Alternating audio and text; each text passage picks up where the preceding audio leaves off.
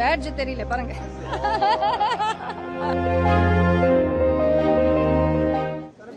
Badge தெரியல பாருங்க. அனைவருக்கும் வணக்கம்.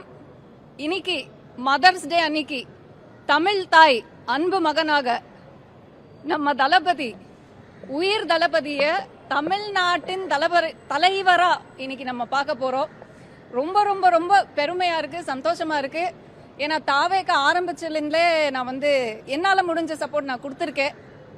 ஸோ ஏதோ ஒரு வகையில் என்னோட சப்போர்ட் சரியான கட்சிக்கு, சரியான ஒருத்தருக்கு தான் போய் சேர்ந்துருக்குன்றது பார்க்கும்போது ரொம்ப ரொம்ப சந்தோஷமா இருக்கு. இது முடிச்சுட்டு அங்கே தான் நான் போறேன்.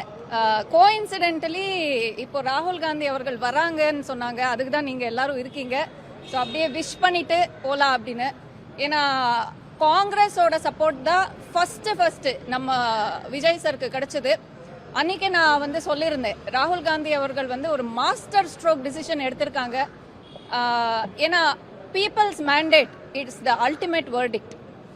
ஏன்னா மக்கள் விரும்பியிருக்காங்க தாவேகா வரணும், ஒரு மாற்றம் வரணும் அப்படின்றது. ஸோ ராகுல் காந்தி அவர்கள் he is honoured the people's mandate and உடனடியாக டிசிஷன் எடுத்து தாவேகா ஜாயின் பண்ணியிருக்காங்க.